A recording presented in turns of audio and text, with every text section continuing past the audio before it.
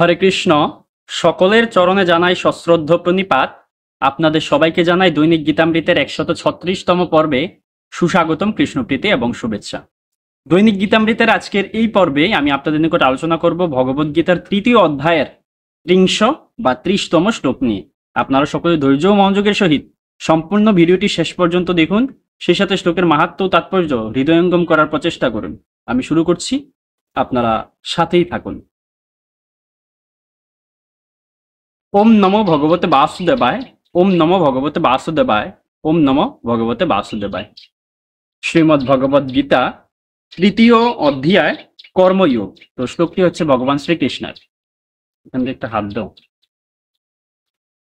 সম্পূর্ণ হাত। ওম ময়ি সর্বাণি কর্মাণি সম্নিয়স্যাধ্যাত্ম চেতসা নিরাশির নির্মম ভূত্বা ইউধ্যস্ব বিগত জ্বর। আবার পাঠ করছি। ময়ি সর্বাণি কর্মাণি সম্নিয়স্যাধ্যাত্ম চেতসা নিরাশির নির্মম ভূত্বা ইউধ্যস্ব বিগত জ্বর। অনুবাদ। অতএব হে অর্জুন, অধ্যাত্ম চেতনা সম্পন্ন হয়ে তোমার সমস্ত কর্ম আমাকে সমর্পণ করো এবং নিষ্কাম, মমতাশূন্য ও শোকশূন্য হয়ে তুমি যুদ্ধ করো। এই শ্লোকে ভগবান অর্জুনকে বলছেন যে হে অর্জুন, অধ্যাত্ম চেতনা সম্পন্ন হয়ে অর্থাৎ আত্মনিষ্ঠ হয়ে সে যেন তার সমস্ত কর্ম ভগবানের নিকট সমর্পণ করে, অর্থাৎ ভগবানের জন্য সমস্ত কিছু করে, ভগবান প্রসন্ন হবে এমন সমস্ত কিছু করে। আর একটু সাইডে রাখো এটা।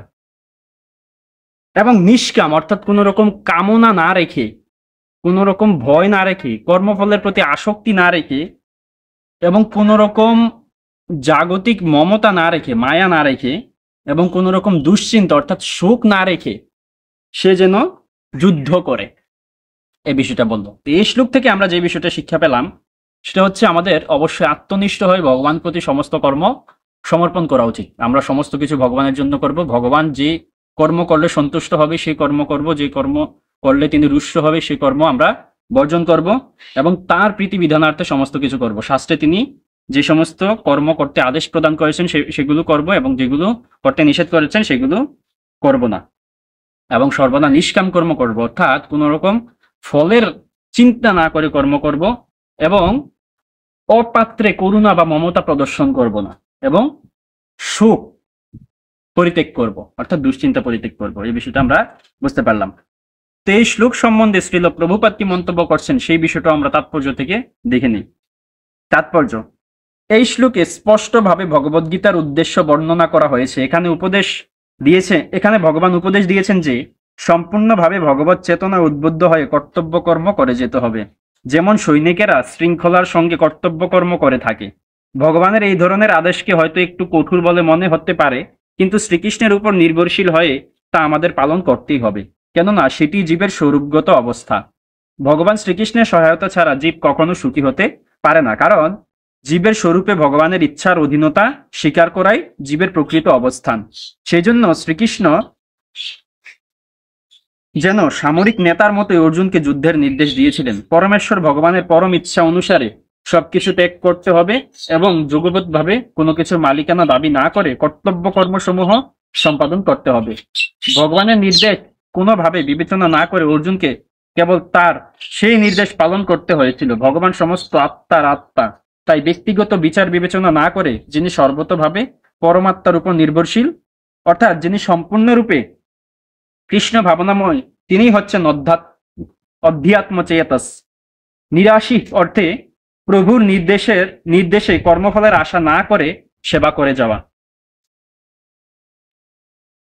খাজাঞ্চি তার মালিকের হয়ে লক্ষ লক্ষ টাকা গণনা করে, কিন্তু তার এক কপর্দকও সে নিজের বলে দাবি করে না। ঠিক তেমনি এটি বুঝতে হবে, জগতের কোনো কিছুই কোনো ব্যক্তি বিশেষের নয়, কিন্তু সবকিছুই পরমেশ্বর ভগবানের।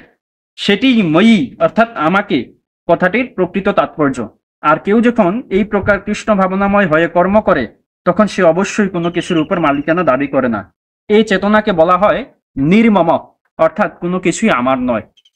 আর দেহগত সম্পর্কের পরিপ্রেক্ষিতে তথাকথিত আত্মীয়তার বিবেচনা রহিত এই ধরনের কঠোর নির্দেশ পালন করতে যদি কেউ অনিচ্ছুক হয়, তবে সেই অনিচ্ছাকে দূর করা উচিত। এইভাবে বিগত জ্বর বা অসুস্থ মানসিকতা বা আলস্য শূন্য হওয়া যায়।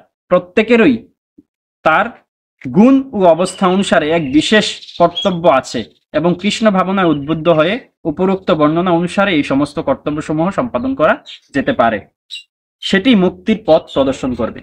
এই শ্লোক থেকে আমরা যে বিষয়টা বুঝতে পারলাম সেটা হচ্ছে ভগবান অর্জুনকে যুদ্ধ করার জন্য তিনি পরামর্শ প্রদান করছেন, যেন তিনি সমস্ত কর্ম ভগবানের নিকট সমর্পণ করে ভগবান যা ইচ্ছা করবে তিনি সেই সমস্ত করবে, কোন রকম বিচার বিবেচনা না রেখে নিষ্কাম অর্থাৎ ফলের আশা পরিত্যাগ করে কি হবে, এই কর্ম করলে ফলাফল কি হবে সেই বিষয়ে পরিত্যাগ করে এবং মমতা শূন্য হয়ে, অর্থাৎ আমার কোনো কিছু এই বিষয় আমার বলতে কিছু আছে, সবকিছু আমি করছি বা আমি মমতা শূন্য নির্মম, নিজের বলতে কিছু না থাকা, আমার নয়, এই বিষয়টা মস্তকে রেখে এবং সুখ শূন্য হয়ে কোন রকম দুশ্চিন্তা না করে, কোন রকম আলস্য না রেখে, অসুস্থ মানসিকতা না রেখে অর্জুনকে যুদ্ধ করার পরামর্শ প্রদান করছেন এবং আমাদেরকে সেইভাবে কর্ম করার উপদেশ প্রদান করছেন।